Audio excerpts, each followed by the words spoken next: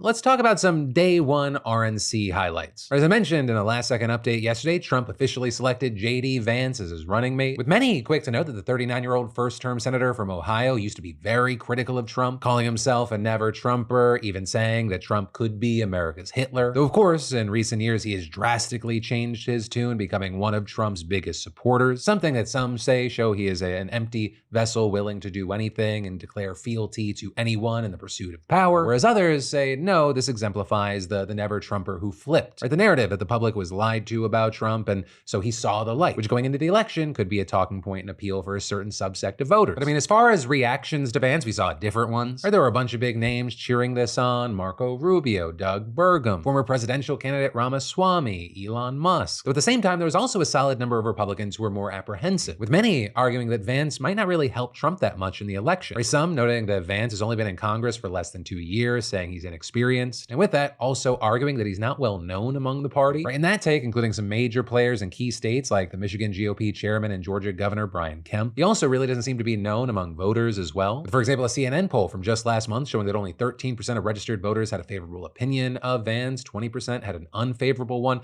and the vast majority just had no opinion, or they just didn't know who he was. With even veteran Republican pollsters questioning if Vance will help the campaign, arguing he's not that well known even in Ohio. And while Vance did ultimately win his 2022 Senate race, in large part because he got through the primaries because of Trump, he wasn't a super popular candidate, and the race was fairly close despite the fact that Ohio has become a reliably Republican state, and one that saw sweeping GOP wins that year. He actually underperformed every other statewide Republican on the ballot by a big margin. But what I think this disregards is a few things. One, I think it shows how confident Trump is right now going into the election. I think he knows he is the guy. He has that hardcore MAGA support. That is who he's going for, and there will be enough people that also say they're Republican that are gonna go, hey, I don't want Joe. And he may believe, and he may be right, that he doesn't need someone that grasps a different demographic. But then two, the thing that Trump cares about more than anything is loyalty. And everything from JD Vance over recent years has shown he is Trump's guy. Even saying if he had been in Pence's position during 2020, he would have done what Donald asked him to do. But with this, there are concerns from other Republicans and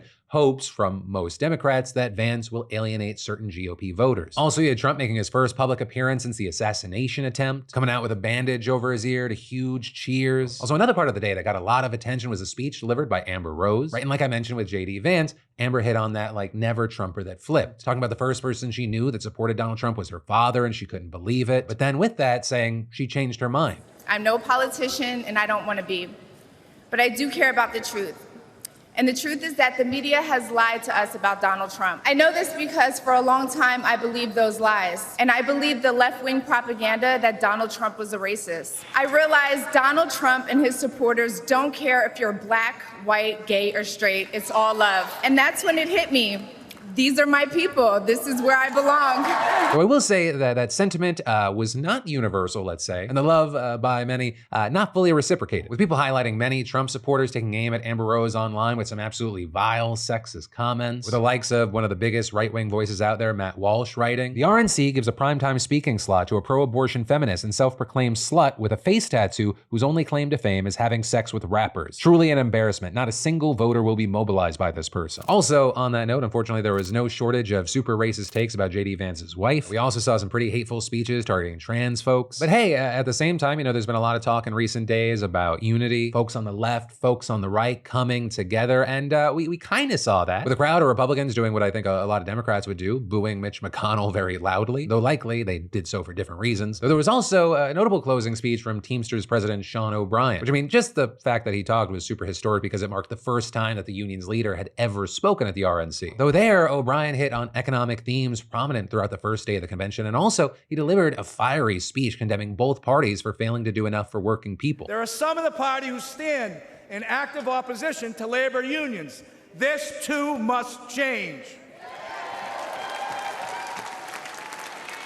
And I want to be clear, at the end of the day, the Teamsters are not interested if you have a D, R, or an I next to your name. We want to know one thing. What are you doing to help American workers? Companies fire workers who try to join unions and hide behind toothless laws that are meant to protect working people but are manipulated to benefit corporations. This is economic terrorism at its best, An individual cannot withstand such an assault. You know, that is a recap of yesterday. We're going to be tuning in today, and we'll talk about it some more tomorrow.